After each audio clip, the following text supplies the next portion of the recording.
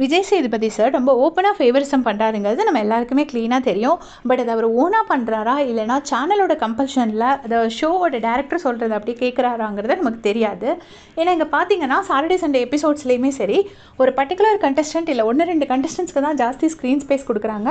ஒரு சில பேரோட தப்பை ஒயிட் வாஷ் பண்ணுறாங்க, ஒரு சில பேரோட தப்பை வந்து பெருசாக பூதாகாரமாக ஆக்கி காட்டுறாங்க. இதை தான் பண்ணிகிட்ருக்காங்க.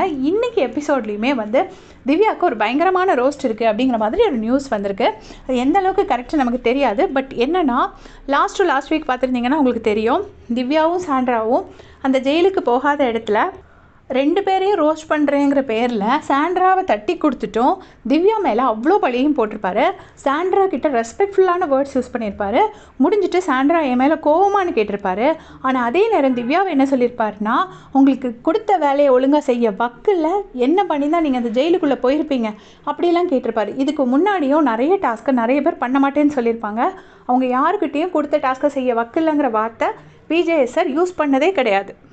நேற்றுக்கும் பார்த்தீங்கன்னா சுபிக்ஷாவும் கனகாம்பாலும் திவ்யாவும் ஃபுல் டெடிக்கேஷனோட அந்த வேலை பார்த்துருப்பாங்க. கனியக்கா வந்து சரோஜா தேவியாவே வாழ்ந்திருப்பாங்க. பட் அவங்க யாரையுமே வந்து விஜய் சேதுபதி சார் வந்து அப்ரிஷியேட் பண்ணவே இல்லை. சுபிக்ஷாக்கெல்லாம் ஸ்க்ரீன் ஸ்பேஸ் கிடச்சி நான் பார்த்ததே இல்லை. நேற்றுக்கு அந்த 1 hour எபிசோட்லேயுமே திவ்யாவுக்கு ஒரு 1 minute ஸ்க்ரீன் ஸ்பேஸ் தான் அவங்க கொடுத்துருப்பாங்க. கொடுத்த கண்டஸ்டண்ட்டுக்கே திருப்பி கொடுக்குறாங்க. இன்றைக்கி ரோஸ்ட் பண்ணுறாங்கன்னா என்ன நினச்சிட்ருக்காங்கன்னு எனக்கு தெரியல. திவ்யா வந்து ஈஸி ஸ்கேப் கோட்டுங்கிறதுனால ஈஸியாக வந்து யார் வேணால் அட்டாக் பண்ணலாம். அதாவது அவங்க ரூடாக பேசுகிறாங்கிறதுனால அந்த ரூடுங்கிற ஒரு வார்த்தையை வச்சே அவங்கள அடிக்கிறாங்க. இதில் நிறைய பேர் அவங்கள டாக்ஸிக்னு வேறு சொல்கிறாங்க. டாக்ஸிக்குங்கிற வேர்டுக்கு ரியல் மீனிங்கே தெரியாமல் திவ்யாவை வந்து டாக்ஸிக்குன்னு சொல்கிறாங்க. திவ்யா வந்து சொன்னதையே சொல்லிட்டு இருக்காங்க. பயங்கரமாக கோவப்படுறாங்க. யாருமே வந்து திவ்யாவை ஈஸியாக அப்ரோச் பண்ண முடியாது. ஏன்னா பேசுகிறதுக்குள்ளே திவ்யாவுக்கு கோவம் வந்துடும். இந்த நெகட்டிவ் குவாலிட்டிஸை வச்சுக்கிட்டு மற்ற திவ்யாவை வந்து ஏதோ ரொம்ப ஒரு பொல்லாத ரேஞ்சுக்கு பயங்கரமாக ஒரு எஃபெக்ட் கொடுத்து பூதாகாரமாக திவ்யாவோட பண்ணுற மிஸ்டேக்ஸை வந்து பெருசாக்குறாங்க. அதுதான் வந்து விஜய் டிவி சேனலும் அதை தான் பண்ணுறாங்க, விஜய் சாரும் அதை தான் பண்ணுறாங்க.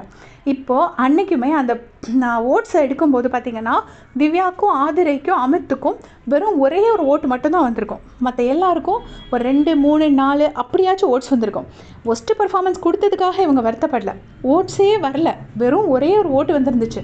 அப்போ கஷ்டப்பட்டு முழிச்சிருந்து வேலை பார்த்தவங்களுக்கு வெறும் ஒரு ஓட்டு கொடுத்தா அது என்ன நியாயம்? அதை கேட்குறதுக்கு விஜய் சேதுபதி சாருக்கு வக்கில்ல. அவர் என்ன சொல்லிட்டுருக்காருன்னா மற்றவங்க எல்லாரையும் கேட்டுட்ருக்காரு. இதில் பத்தாததுக்கு இன்றைக்கி ரோஸ்ட் வேறு. அவங்க சண்டை போட்டதுக்கு ரோஸ்ட் கொடுங்க. பட் ஒரு ஒர்க்கு நைட்டு ஃபுல்லாக முடிச்சிருந்தாங்கன்னா அதுக்கு ஒரு அப்ரிசியேஷனும் கொடுக்கணும்ல. வெறும் ரோஸ்ட் மட்டும் திவ்யாவுக்குன்னா மட்டும் ஃபுல்லாக ரோஸ்ட் மட்டும்தான் கொடுப்பேன், மற்ற யாருக்குன்னா ரோஸ்ட்டும் கொடுப்பேன், அப்ரிசியேஷனும் கொடுப்பேங்கிறது எந்த வகையில் நியாயம்னு தெரில. இது எல்லாத்துக்குமே எல்லாரும் என்ன காரணம் சொல்கிறாங்கன்னா, விஜய் சாரும் அந்த திவ்யாவுக்கு இதுக்கு முன்னாடி ஒருத்தவங்களோட மேரேஜ் ஃபிக்ஸ் ஆகிருந்துச்சு. அவங்களும் இவரும் வந்து க்ளோஸ் ஃப்ரெண்ட்ஸு, அதனால தான் அவர் திவ்யாவை போட்டு அடிக்கிறாங்க அப்படிங்கிற மாதிரி சொல்கிறாங்க.